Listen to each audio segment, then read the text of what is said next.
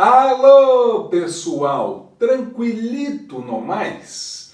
Neste vídeo, você assistirá a segunda parte da apresentação do Dr. Luiz Inácio Prostinov, do NPCT, sobre o uso de fosfato natural na agricultura.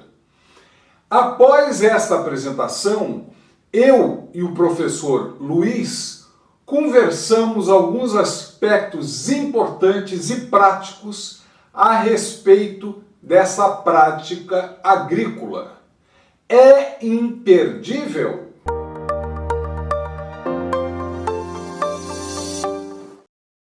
Qual que é a cereja do bolo, Nelson? A cereja do bolo é o seguinte, veja que é um assunto complicado, porque tem muita coisa agindo na eficiência agronômica. Então, a previsão da eficiência agronômica dos fosfatos naturais não é fácil.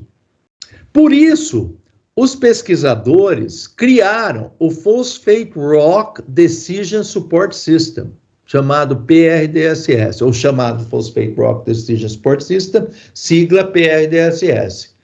Eles pegaram, Nelson, todo o conhecimento e integraram nesse software. Foi desenvolvido pelo IFDC em colaboração com a FAO, né, mais especificamente o International Atomic Energy Agency, né? E o conjunto mínimo de dados é a solubilidade do fosfato de rocha, o pH do solo e a cultura. Se tiver esses três, você já consegue rodar o programa, tá? E ele vai te dar uma estimativa da eficiência agronômica relativa do fosfato de rocha em relação às fontes solúveis em água. E ele é um programa de informação de domínio público. Está lá no site do IFDC, tá? É só acessar através desse link aqui, tá?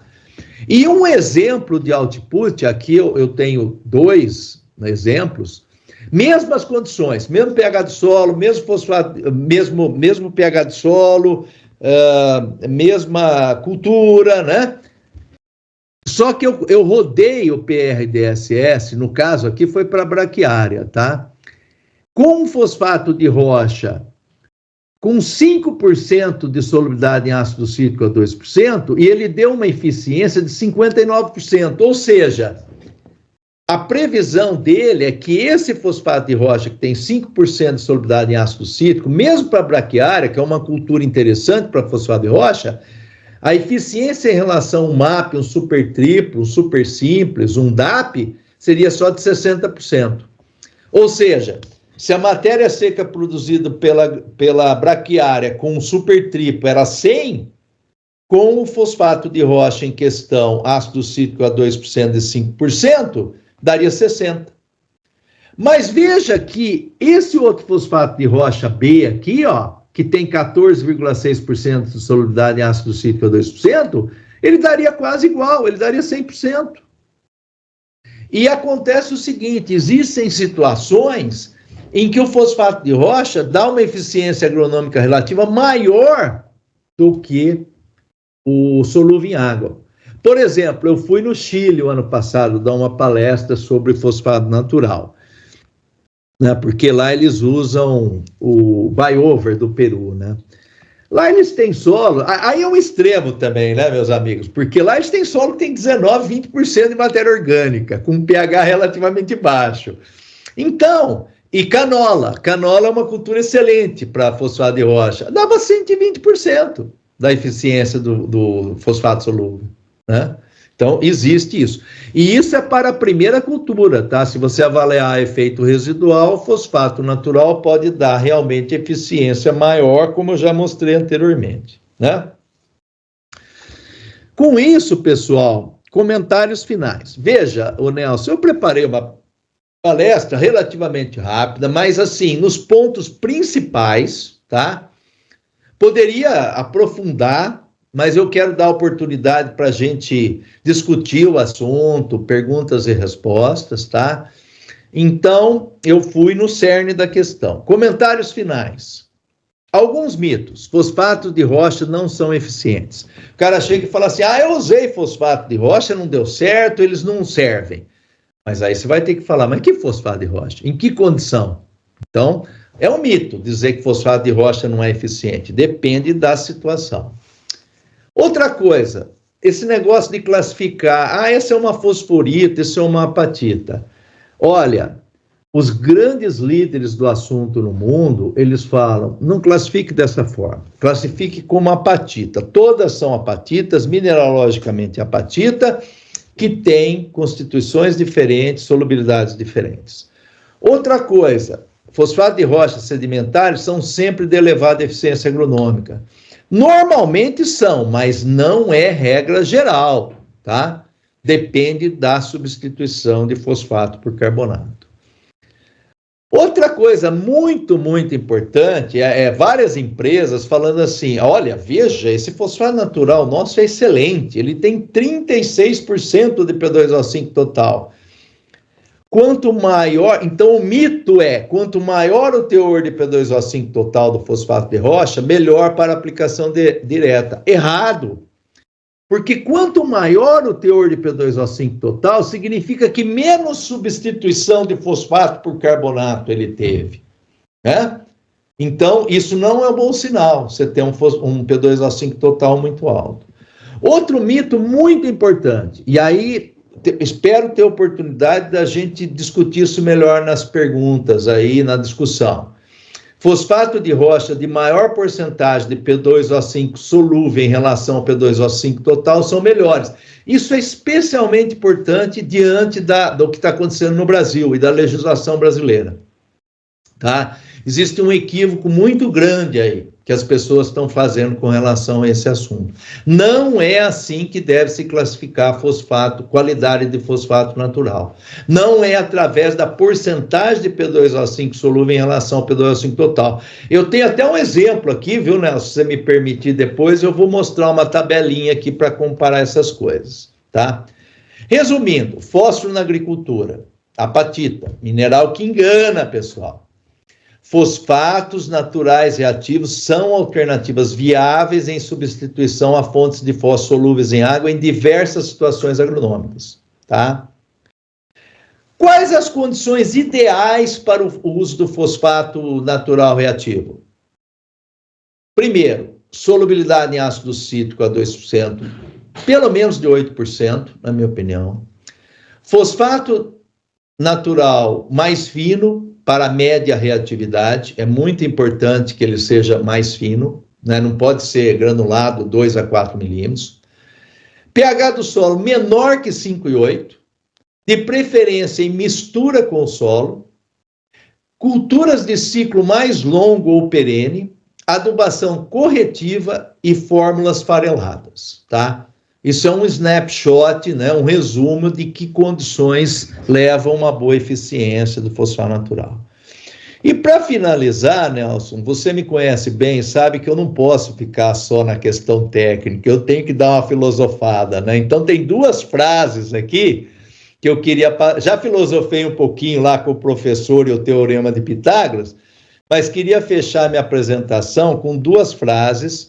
Primeira do saudoso já Harold Hitz, né, da Putafose, PNI, né, que ele dizia assim, né, e aliás ele pegou isso também de outros que falam a mesma coisa, que alguns poucos fazem acontecer.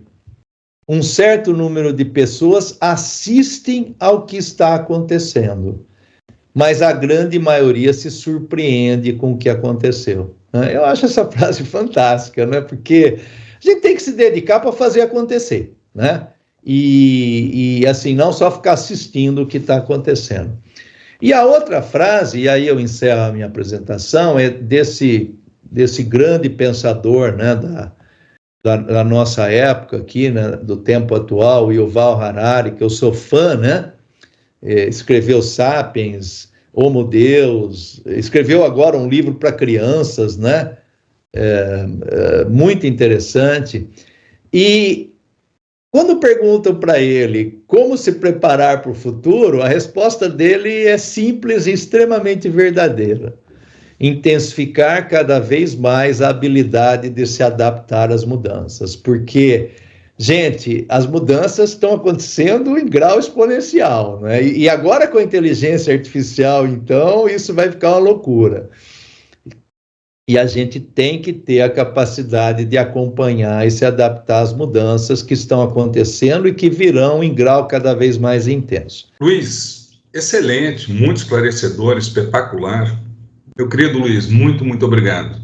Luiz, a primeira pergunta que eu tenho, né, que é uma curiosidade importante, sobre um mito que você falou, né, e que isso hoje, no mercado brasileiro, existem fosfatos brasileiros ditos sedimentares, e 2 ou 3 que eu conheço, que estão sendo vendidos como com alta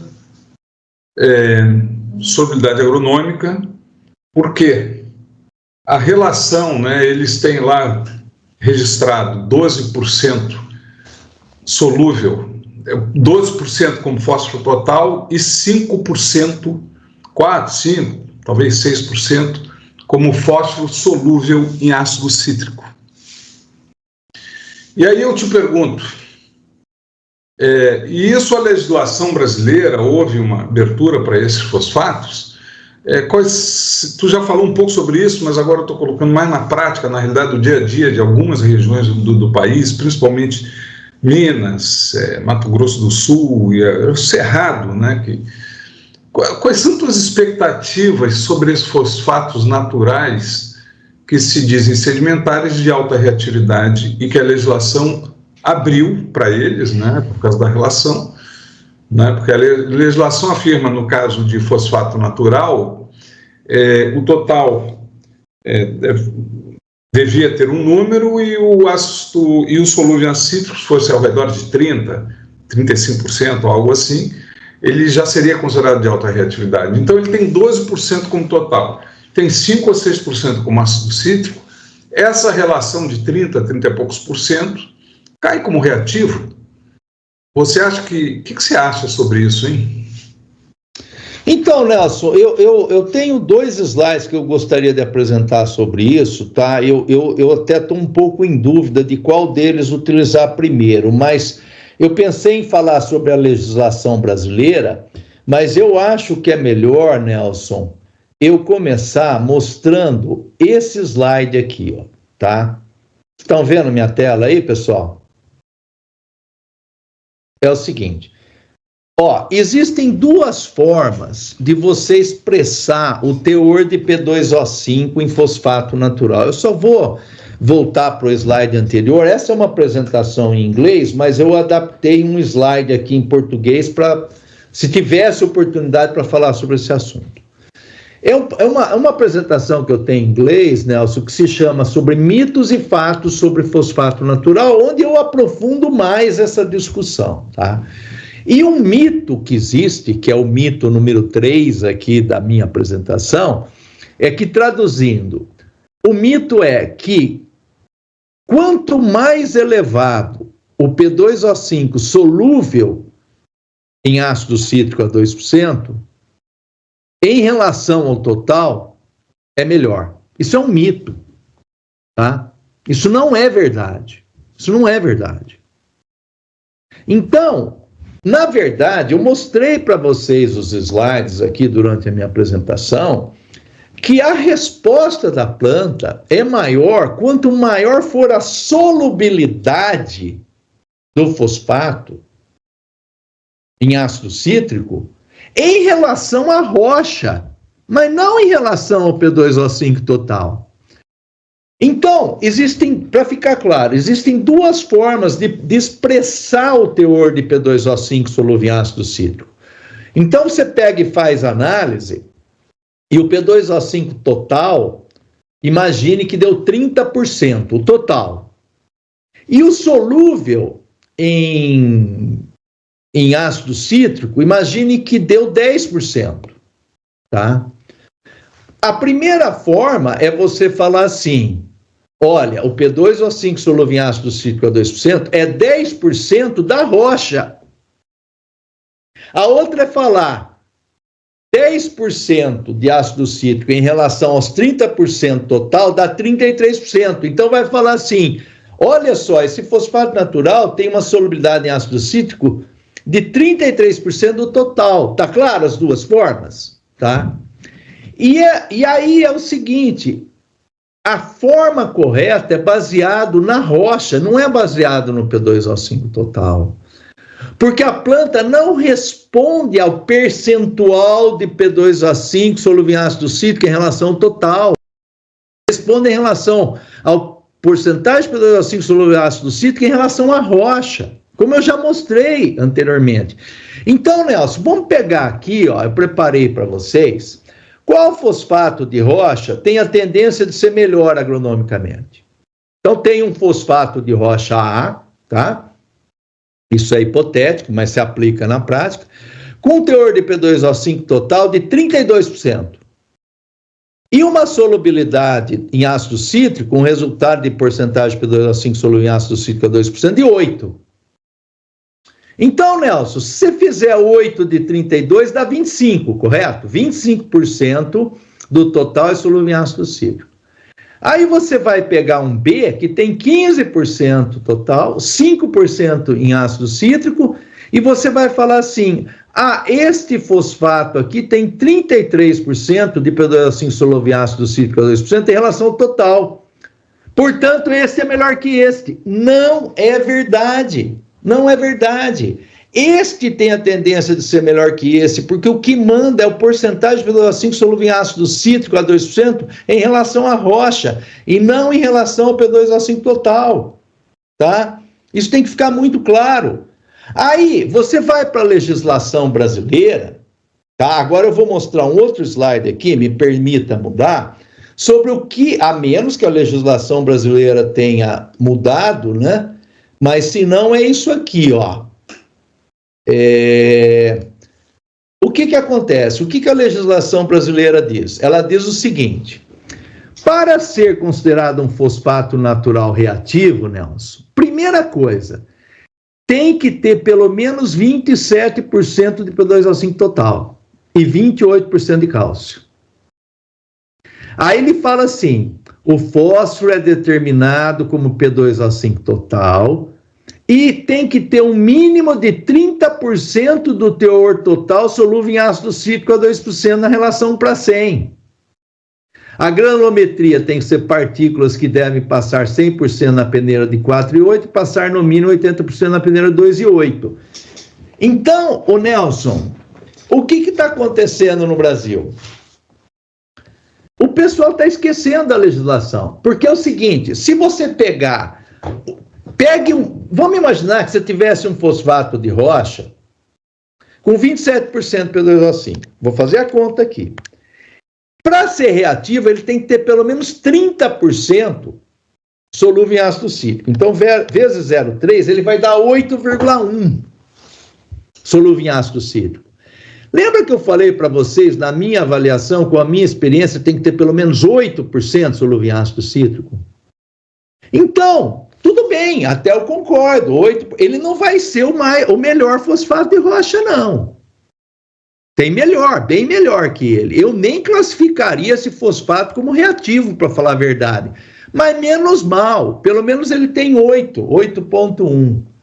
Só que o que está acontecendo, Nelson, é que o pessoal está pegando um fosfato natural de 15%, que tem 5% solúvel em ácido cítrico, falando, ele tem 33% de ácido cítrico no total, e falando, portanto, ele é reativo. Está errado, agronomicamente errado, pela legislação brasileira errada, porque está esquecendo que para ser reativo ele tem que ter pelo menos 27% de P2O5 total. Então, está causando uma confusão enorme e o pessoal está comercializando e falando, o meu fosfato é reativo. Não é reativo. Se isso estiver certo, tem que jogar tudo fora o conhecimento dos maiores pesquisadores do mundo no assunto, né? Então, já chamei a atenção do pessoal do Ministério para isso, né? Porque tem essa confusão, tá certo? Não sei, ficou claro, Nelson? Ficou muito claro, Luiz. Eu quero tentar contribuir nisso, dizer que está muito claro nas publicações científicas americanas, muitas inclusive, né, com Sheehan, né, e Hammond e outros, que o ácido cítrico ou o ácido fólico são indicativos de reatividade não em relação ao total. Aí que está o erro. Sim. Você concorda comigo? Então, o que eu acho importante para a gente continuar nessa discussão, Luiz, é o seguinte: há recomendações, né? Pessoal que vai recomendar o ácido cítrico, aliás, por exemplo, um fosfato de GAFSA, 28% de P2O5 total e 12% de solúvel cítrico. Ele é reativo, é um ótimo fosfato. Pergunta para ti. Há muita confusão sobre isso, né? Quando o agrônomo vai recomendar no campo, com as boas condições, fertilizante farelado, respeitando todas as possibilidades técnicas que você abordou, ele deve usar o P2O5 total ou o P2O5 em ácido cítrico para fazer a sua recomendação de quantidade de fosfato a ser aplicado? Qual dos dois ele deve usar? Ô Nelson, vou começar a minha resposta reafirmando o que você disse há pouco. Esse índice, né, essa avaliação da solubilidade em ácido cítrico, ou em ácido fórmico, ou citrato de amônio, ele é uma avaliação, é um índice de avaliação. Não significa que só aquilo está disponível, tá? Aliás, uma outra pergunta sobre isso é assim: professor, se você tem, vamos pegar o GAFSA aí que você falou, 29% P2O5 total, 12% solúvel em ácido cítrico. Ele fala, então esses 12% vai reagir de imediato. E o resto vai reagir quando? Não faz sentido. Não é isso. Ele é um índice de avaliação, tá?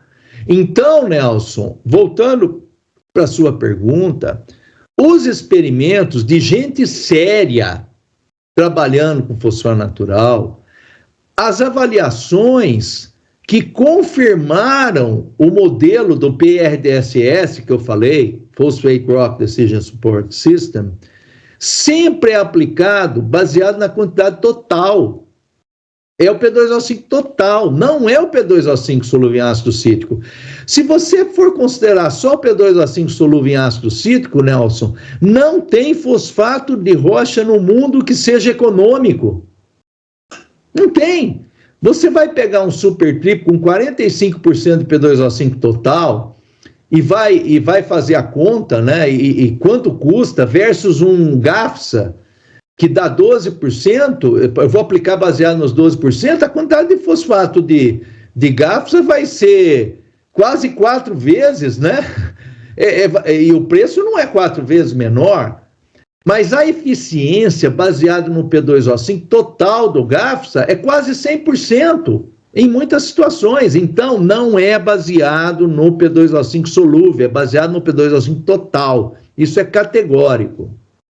Luiz, eu também, contribuindo, se a gente pegar os trabalhos de ótimos pesquisadores, como, por exemplo, o falecido Djalma Martins Souza, que trabalhou muito com fosfato natural, aqui no Sul, Sérgio Douglas também, querido professor, falecido também, todos, e no Brasil inteiro, né, todos são pelo total. Quer dizer, os resultados que nós temos de pesquisa são pelo total. Então, eu acho que, como você falou, a informação é categórica, muito bem avaliada já, e é o total que a gente deve sempre fazer a recomendação. Ô Nelson, deixa eu fazer um comentário extra para voltar, né? Quando eu coloco aquela questão do que a apatita significa, e eu falo, é o mineral que engana, né? Falar, para que passar? Mas tem tudo a ver, Nelson, ele engana mesmo. Olha quantas dúvidas existem, porque o pessoal interpreta errado, né? E é só com conhecimento, Nelson. Por isso que eu falei, conhecimento baseado em ciência, feita com responsabilidade, né? E aí, você teve contato com o pessoal que é a flor da nata nesse assunto. Eu tive essa oportunidade na minha vida, né? E a gente colabora, né? A gente colabora falando, baseado nessa experiência de pessoa do mais alto nível, né?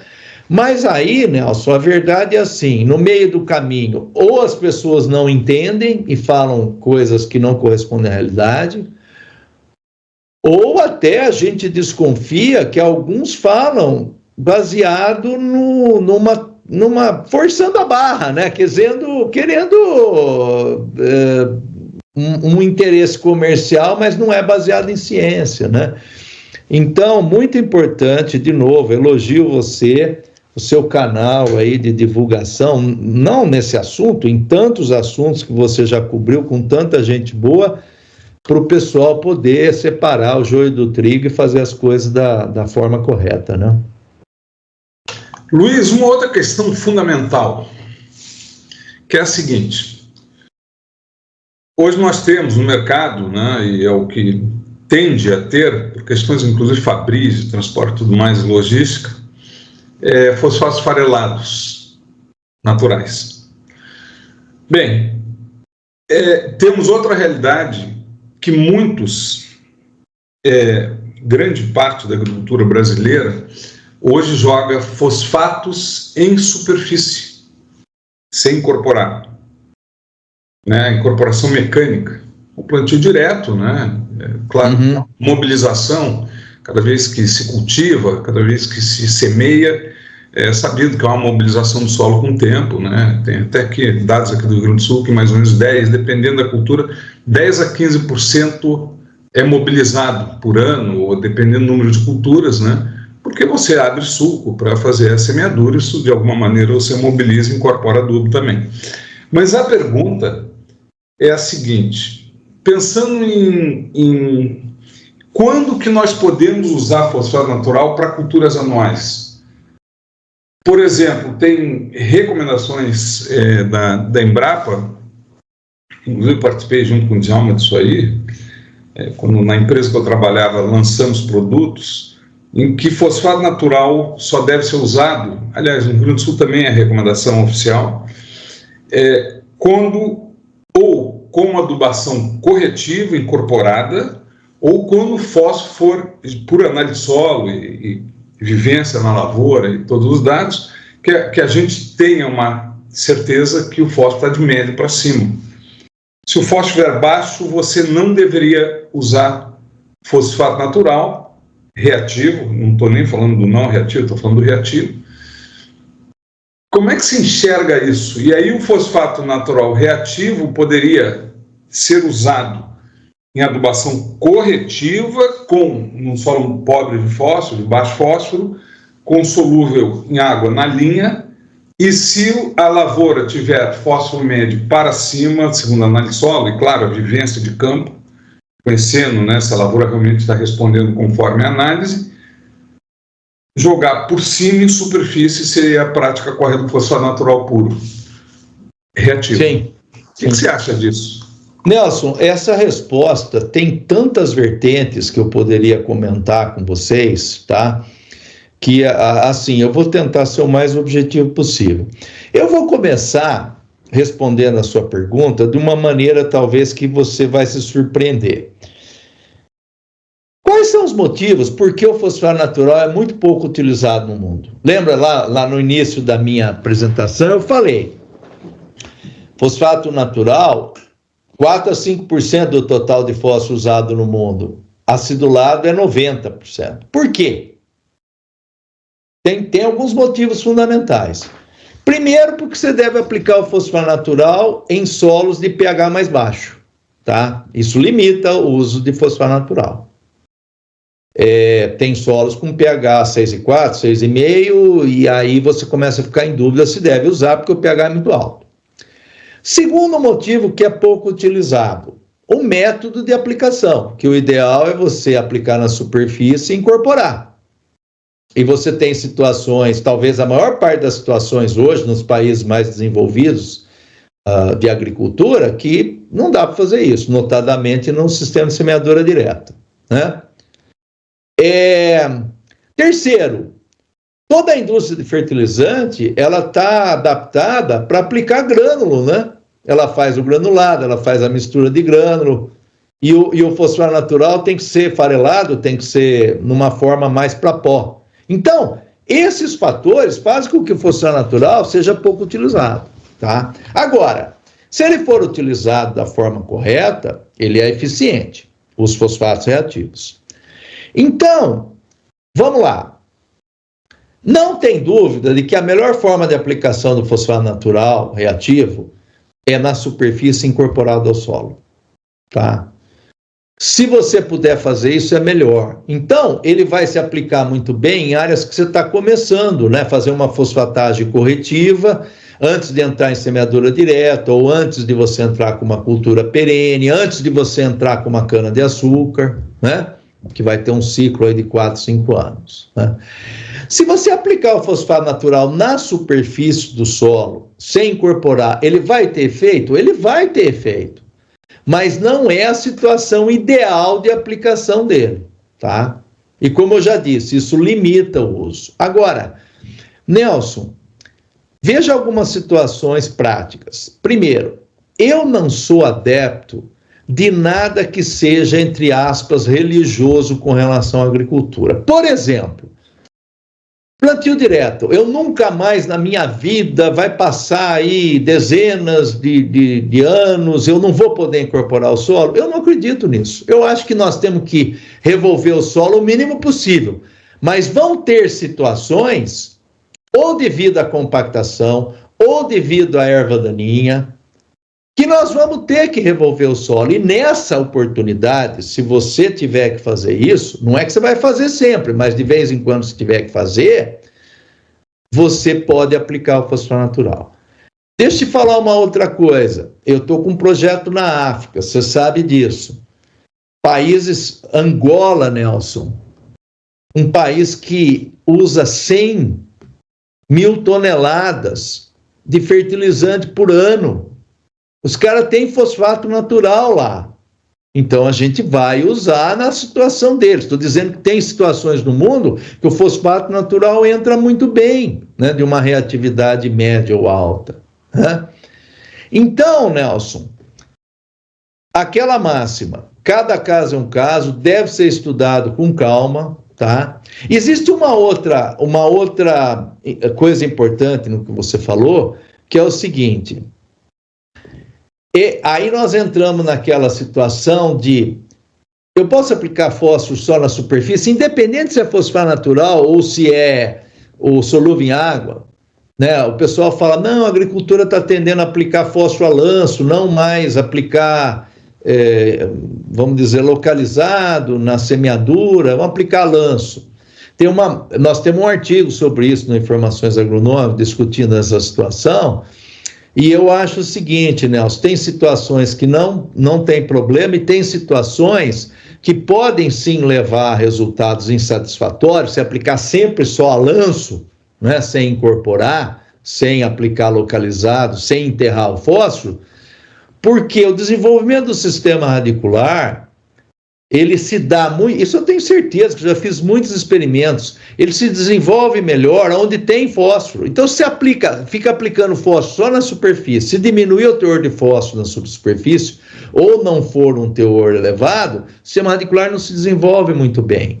E aí, se você tiver um ano de seca, pode prejudicar. Então, veja, Nelson, tem vários fatores aí considerados, mas resumindo, a melhor forma é na superfície incorporado. Não significa que não vai ter eficiência se você aplicar só na superfície, mas não é a forma ideal, tá? E nós temos realmente que estudar cada caso com atenção para verificar se podemos ou não usar o fosfato natural. Agora, Nelson, hoje no Brasil, a gente está numa situação com fosfato natural não muito favorável, né? Porque a gente não está recebendo os melhores fosfatos naturais do mundo também, né? Então, e aplicar os fosfatos brasileiros também não são ideais, né? Então tem essa situação adicional, né? Mas voltando para você, Nelson. Luiz, uma outra questão bem prática, tá? Que é o seguinte, claro, solos são diferentes, só para a gente dar uma informação, assim, a informação oficial aqui no Rio Grande do Sul é que você pode pegar em água, eu não estou falando em cloreto de cálcio. Você deve aplicar fosfato natural reativo, né, até 5,5 de pH em água. Já no Cerrado, você pega as recomendações oficiais, fala em 6 em água. O que você acha? Isso é para dar uma orientação, assim, até 6 está ok, porque ainda é um solo ácido, em água, né? Não, porque para cloreto de cálcio a gente tem uma conversão, né? Mas em água, o que seria um pH assim, para a gente orientar o pessoal, né? Tu tem muita experiência com isso. Qual é o pH em água que o produtor, que o engenheiro agrônomo pode recomendar? Qual seria um limite aceitável? Ô Nelson, baseado em toda a experiência que eu tive de experimentação, de ler trabalho científico e assistir palestras, se a gente precisar de um número mágico, né, que nem sempre é o ideal, mas baseado num pupurri de informações que eu tenho, eu diria que para a cultura anual pode ser assim, de 5,8 para baixo. Eu não acho que precisa ser 5,5 não, 5,8. Para a cultura anual, né? Agora, para uma cultura perene, para uma pastagem, eu me atreveria a dizer que pode ser até 6,2. Eu tenho experimento em batata, Nelson, que é uma cultura que a gente sabe que é pouco eficiente na absorção de fósforo, num solo de pH 6,3, que o fosfato natural foi melhor do que o super triplo, rapaz, num pH de 6,3. E por que isso acontece, Nelson? O ideal é a gente não fixar muito nesses números. Eu passei o geral aí, né, para ter uma ideia. Mas como existem muitos fatores relacionados, o ideal seria usar o programa PRDSS, porque ele vai te estimar muito melhor do que esses 5,8 e 6,2 que eu estou te falando, né? Mas assim, em linhas gerais, eu diria isso. Cultura anual, cultura hortícola, não usar, tá? Ou usar em combinação com o solúvel em água, né? Em cultura anual, menor que 5,8, 5,8 ou menor que 5,8, para cultura perene ou pastagem, menor, 6,2, menor que 6,2. Ô Nelson, só aproveitando, se você me permite, você vê esse projeto que eu tenho lá, lá em Angola, nós fizemos, é a maior rede de experimentação agronômica de Angola já. Nós já montamos 35 experimentos, né, com fosfato natural em Angola. E sabe, a conclusão que nós chegamos? A conclusão que nós chegamos é assim, para aquele agricultor de subsistência, que lá eles produzem 500 quilos por hectare de milho, o Nelson, 800 quilos já é bom para subsistência, é muito baixo. A minha recomendação está sendo assim, aplica só o fosfato natural, porque esse cara, se ele jogar um cheiro de nitrogênio ali, potássio, principalmente nitrogênio, e o fosfato natural, ele sai, se ele fizer um pouquinho melhor as coisas, ele sai de 500 e produz 2 toneladas por hectare. Aí você vai falar, pô, mas não é nada de milho. Não é, mas para eles é, né? Agora, para o agricultor mais tecnificado, que tem condições de produzir aí 5, 6 toneladas por hectare, a minha recomendação está sendo a seguinte, aplica o fosfato natural na quantidade que a gente definiu lá, e aplica uma fórmula de baixa concentração de P2O5 com solúvel, entendeu? Isso é claro pelos resultados que a gente está obtendo. Então, Nelson, a gente vê como que você tem que integrar conhecimento para criar as melhores alternativas nas diferentes situações, né? Perfeito, Luiz. Penúltima pergunta, Luiz. Eu sei que eu estou te incomodando. Ah, que isso. Vamos lá. Querido Luiz, a pergunta é a seguinte. Você falou que 10% de solubilidade de ácido cítrico é melhor do que 8%, né? Pelo índice, pelas indicações todas, né? Tem outras medições menos práticas, em raio-x, o tamanho do cristal, né? Aquilo tudo que a gente conhece. Mas esses são o ácido cítrico que a gente usa aqui no Brasil. A pergunta é a seguinte, Luiz, qual é a definição de melhor nesse caso? É no curto espaço de tempo, no longo espaço de tempo, porque a expectativa é que ele melhore com o tempo. Sim. Né? A definição objetiva de melhor, o que seria? É no curto espaço de tempo, no mais longo espaço de tempo, ou eles no longo espaço de tempo tendem a se igualar, só no curto? O que você acha? Ô Nelson, é assim, ó, veja, isso é uma estimativa, né, Nelson? Não é matemático, né? Mas um de 10 tende a ser melhor do que de 8, tá? Para uma primeira cultura. Já estou falando na primeira cultura, tá? E isso, a relação é muito boa nesse sentido. E um de 12 ou 13 melhor do que o de 10, tá? Agora, você pode ter um experimento num solo que o de 10 foi um pouco pior do que o de 8 no outro, porque lembra que não é só a característica do fosfato, né? Tem qual é a cultura, qual é a característica do solo, qual é o pH do solo, tá? Por isso existe o Phosphate Rock Decision Support System, tá? Uma coisa também que eu gostaria de falar, Nelson, muito importante, é assim, tem muita gente que fala, mas a eficiência do fosfato de rocha foi 80% do super triplo, né?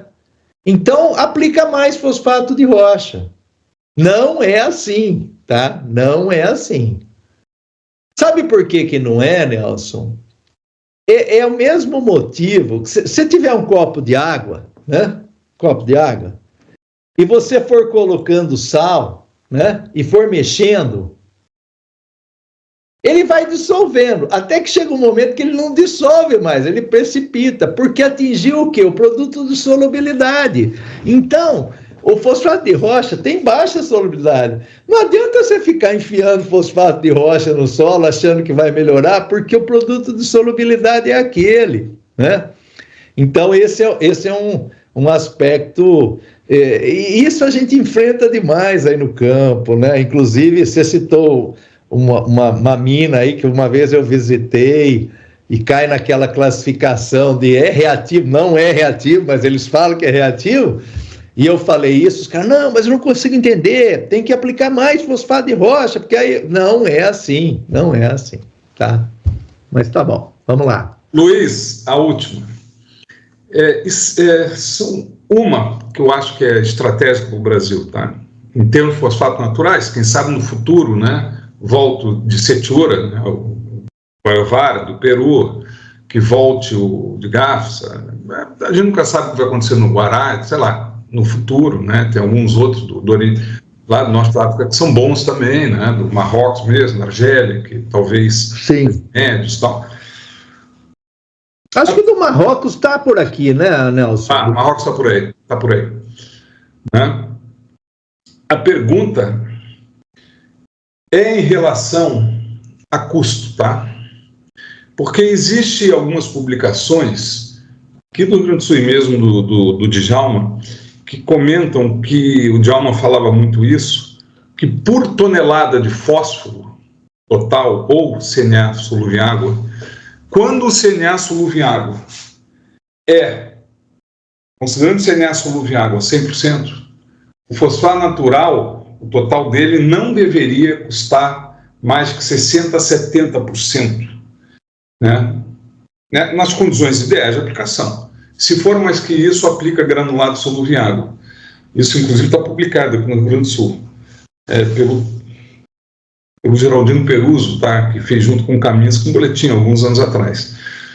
A pergunta o que você acha, né, que seria uma relação prática boa para um agrônomo, para um produtor, pensar em usar o fosfato natural e não um produto que nem o Super Simples, Super Triplo, Macro, DAP, que com CNA mais água, né, que é o que a legislação brasileira, né, então comparando um CNA mais água com total. Se essa comparação for acima de 60%, 70%, pelo menos a opinião desses pesquisadores, nós não deveríamos usar o fosfato natural reativo. E, na verdade, Luiz, isso eu sei porque eu trabalhei dentro do mercado, né, não comercialmente, mas dentro de empresas comerciais. O que eu acho que aconteceu no Brasil, que aqui se produz as empresas muito super simples, super triplos e tal. E as empresas têm uma capacidade instalada e tiveram medo, né, quando esses fosfatos naturais começaram a crescer no mercado. e mesmo as fabricantes de fora viram que a margem era maior quando eles exportavam também granulado, agregar valor, né? Porque isso é uma das... Eu assisti isso, né? Um dos motivos por que talvez o fosfato natural não cresceu tanto no Brasil e tal, porque as próprias empresas são produtoras de solúveis em água. E a grande parte das exportadoras também. Quer dizer, dos Estados Unidos, aí começaram a botar um preço muito alto, o Djalma que dizia, inviabilizar o fosfato natural no Brasil. Mas a pergunta é se esses índices, 60%, 70% por um reativo em relação ao CNA mais água, se você tem alguma informação que possa nos guiar sobre isso.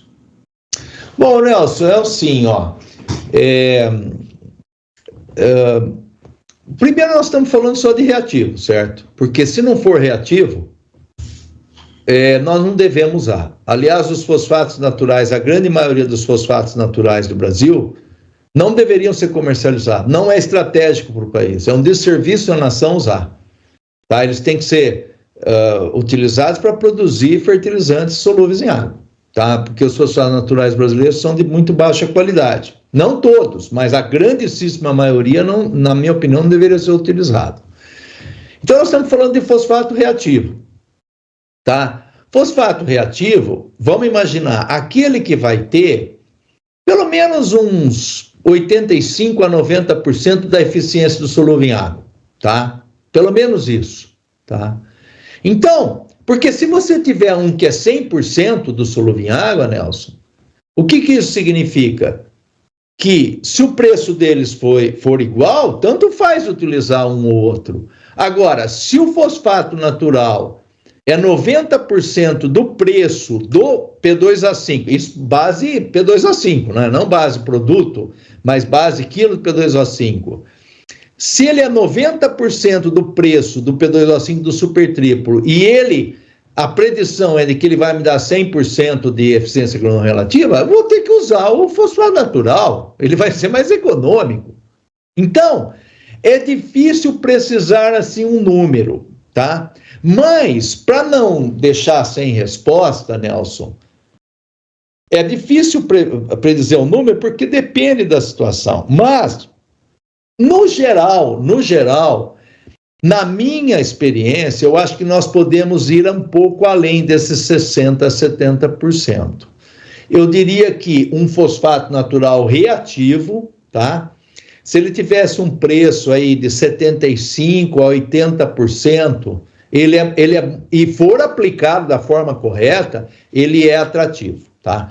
E o fosfato natural, Nelson, ele tem que ter um preço menor do que o fosfato, o acidulado. Gente, o processo de produção é o que é? Pegar o fosfato, não estou dizendo que é simples, né? Você sabe que produzir fertilizante é complicado, mas é você pegar a rocha, né? Extrair a rocha, preparar a rocha, moer a rocha e, se for o caso, secar a rocha, né? E vou te dizer mais, se é fosfato de alta reatividade sedimentar, muitas vezes não precisa nem moer a rocha, porque é aquele as received, né? Como você recebeu.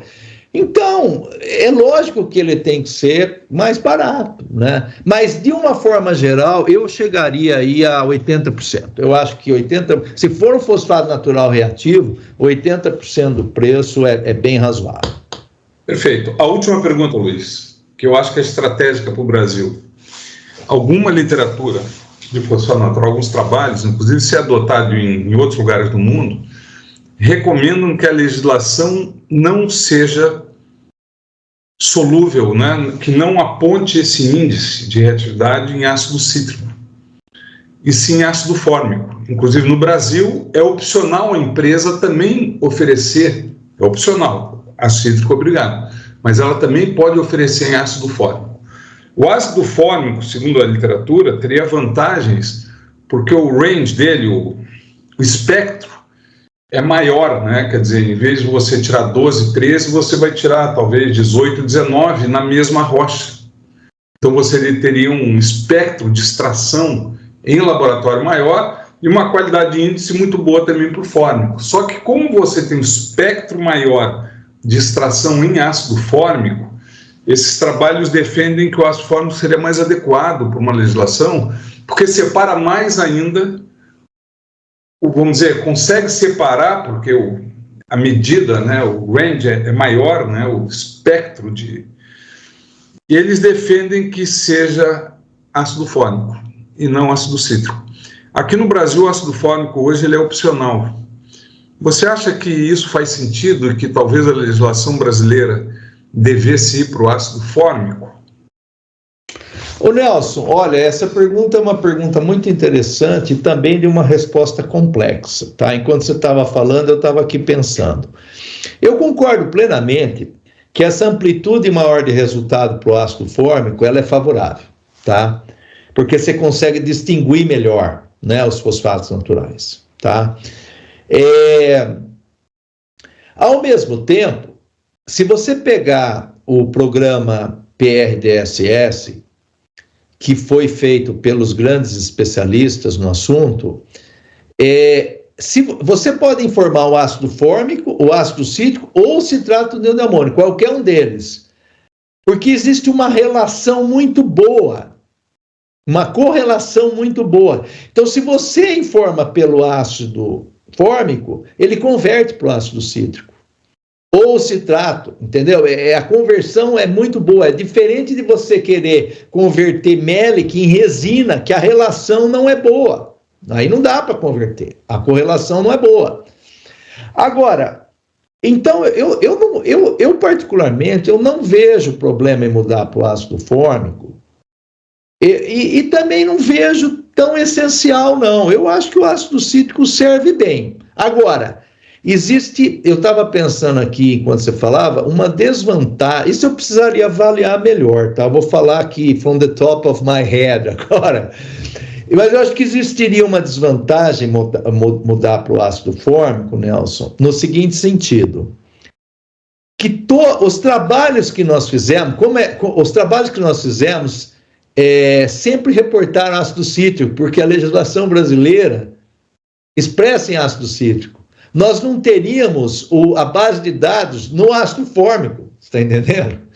Enfim, então, veja como é complicado, né? Eu acho assim, tem vantagens no ácido fórmico, mas eu, sinceramente, se tivesse o poder de decisão, eu não sei se eu mudaria em função de tudo isso que eu falei, né?